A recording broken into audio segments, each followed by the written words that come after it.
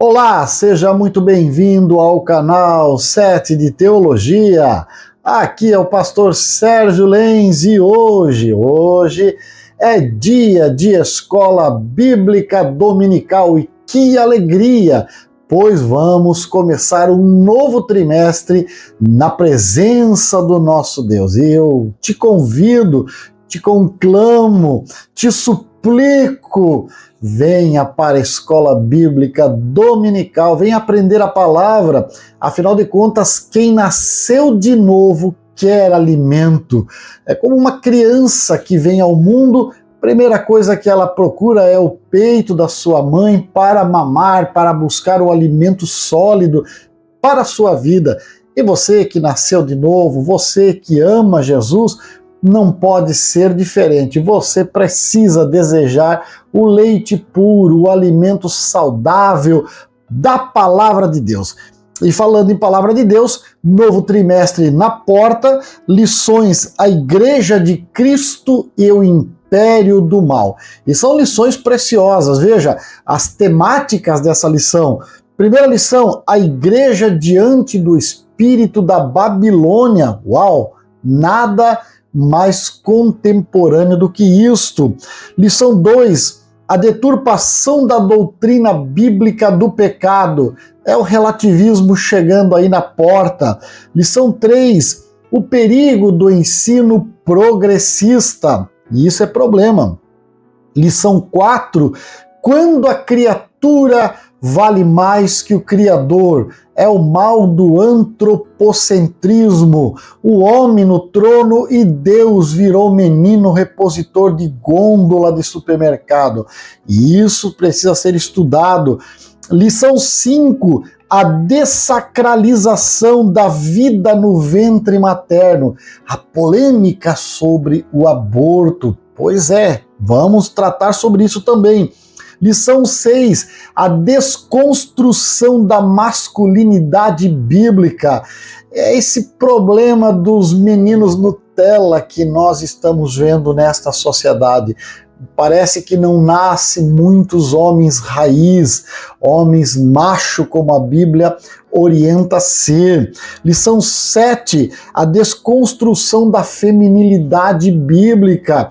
Mulheres nascidas para serem adjutoras, companheiras e construírem famílias. Essa feminilidade moderna, mundana, precisa ser combatida. Lição 8, transgênero. Que transrealidade é essa? Aí o meu vidro de shampoo decide que é maionese e eu vou ter que comer o meu lanche com shampoo, não com maionese mais. Então, vamos ver sobre isso também. Lição 9, uma visão bíblica do corpo. E aí nós vamos ver o que a Bíblia diz acerca do corpo humano. Lição 10, renovação cotidiana do homem interior. A busca por uma excelência da qualidade na nossa vida espiritual. Lição 11, cultivando a convicção cristã. Eu sou o que finalmente? Sou membro do corpo de Cristo ou sou uma borboleta evangélica voando em cada flor? Lição 12, sendo a igreja do Deus vivo. Deus está vivo e ele precisa ser cultuado como tal e não como uma figura distante. E por fim, lição 13, o mundo de Deus no mundo dos homens. E isso aí vai dar faíscas e choques elétricos, ok? Então, vamos pensar na lição de hoje. Então, lembrando a você que nós estamos no canal 7 de Teologia, eu sou o pastor Sérgio Lenz, professor neste dia. Lembrando também a você duas coisas importantes, uma que é curtir, compartilhar, comentar e, acima de tudo, inscrever-se no canal. E a segunda é que isso aqui é só uma pré-aula. Não vale dizer que assistiu aqui e não vai no domingo na sua igreja. Domingo, 9 horas, Escola Bíblica Dominical, na igreja mais próxima da Bíblia. Procure uma e você vai ser feliz. Lição de hoje, a igreja diante do espírito da Babilônia. E o textuário sui generis, né? Apocalipse 17:5, e na sua testa estava escrito o nome, mistério, a grande Babilônia, a mãe das prostituições e abominações da terra. Verdade prática, a igreja deve resistir ao espírito da Babilônia presente no cenário atual. Isso deve ser feito por meio do compromisso inegociável com a autoridade da palavra de Deus. E quando relativiza e negocia a palavra de Deus, meu irmão, aqui está o princípio da ruína e também da queda. A introdução da nossa lição ainda vai dizer: o Apocalipse é a revelação de Jesus Cristo, cujo propósito é mostrar as coisas que brevemente devem acontecer. Por ser de natureza escatológica, o livro não é de fácil interpretação.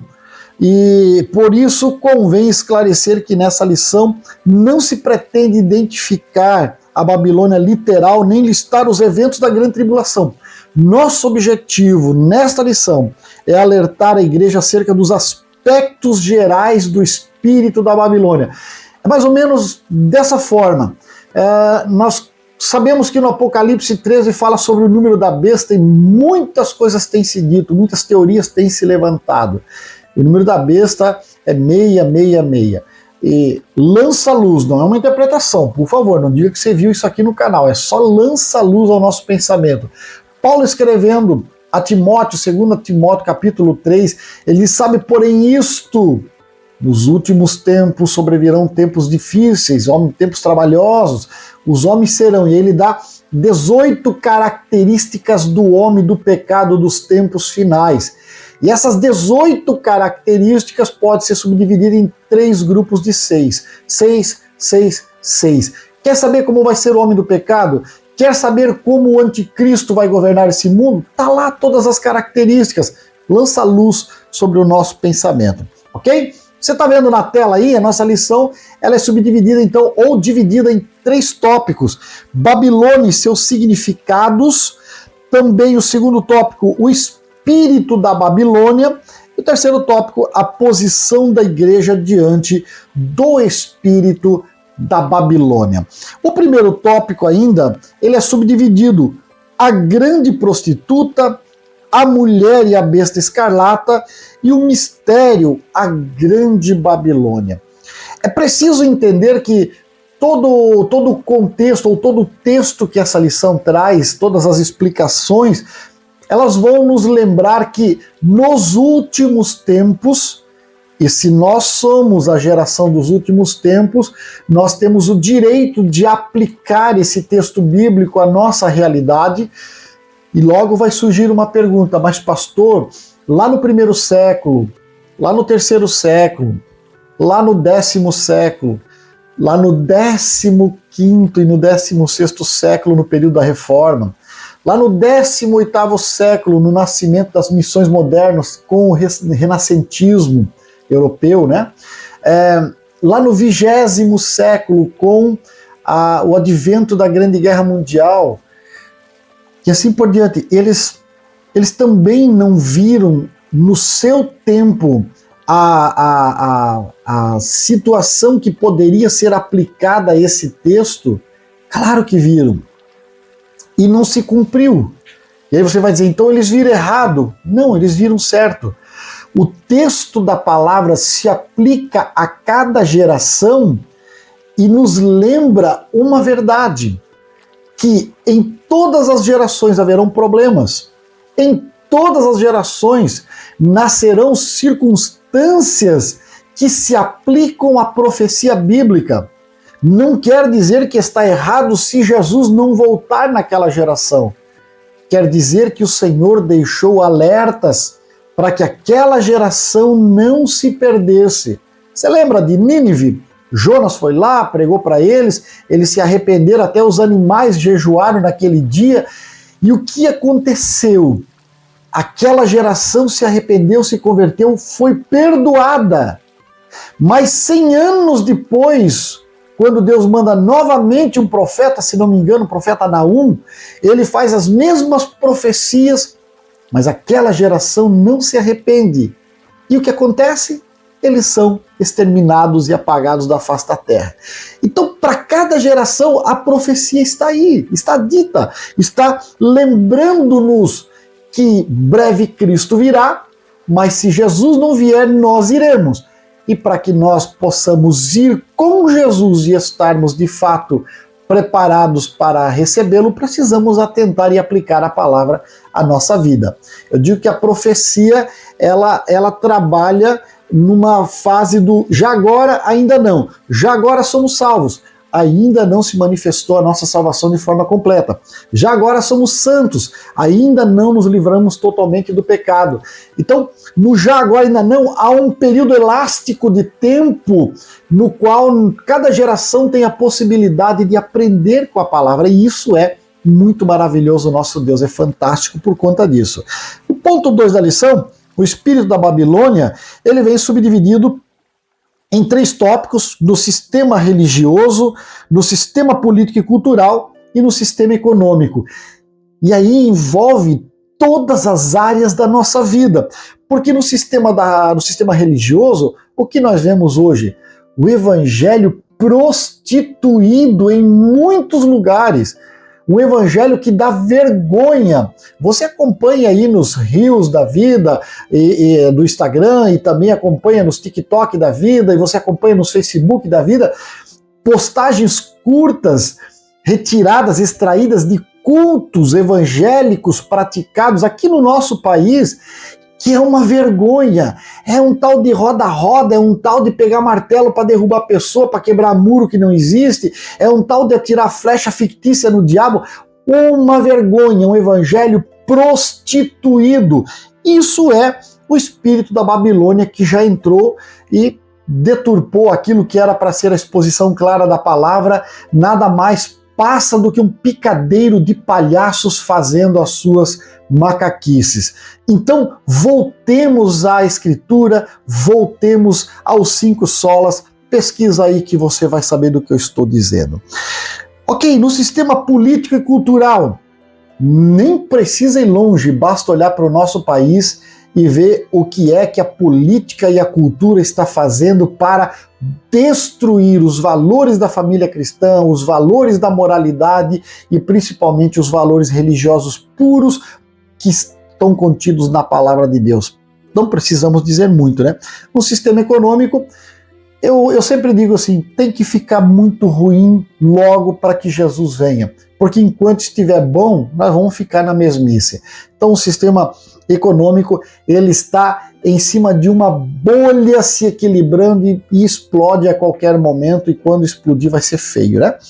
Terceiro tópico da lição, a posição da igreja diante do espírito da Babilônia. O que a igreja deve fazer? Primeiro, a igreja não pode negociar a ortodoxia bíblica.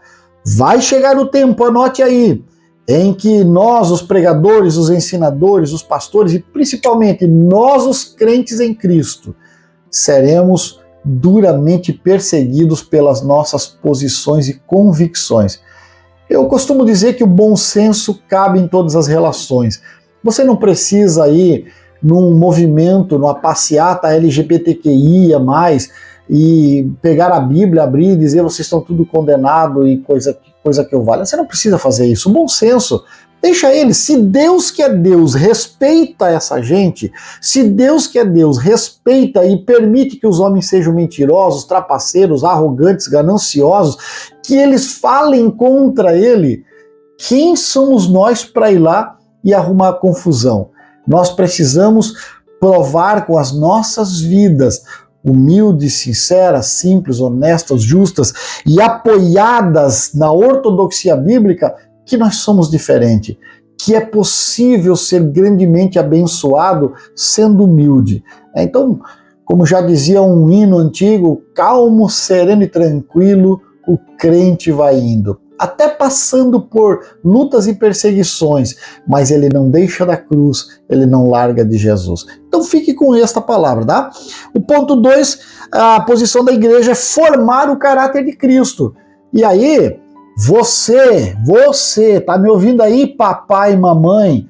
vergonha para sua cara que não vai para sua igreja na escola dominical, que não leva seus filhos ao culto de ensino, que não leva seus filhos num Haddad, que é o nosso adolescente que ama Deus, que não leva os seus filhos para um culto infantil, que não lê a Bíblia. Você vai ter que acertar contas com Jesus. Escuta o que eu estou dizendo, eu estou sendo profeta para a tua vida.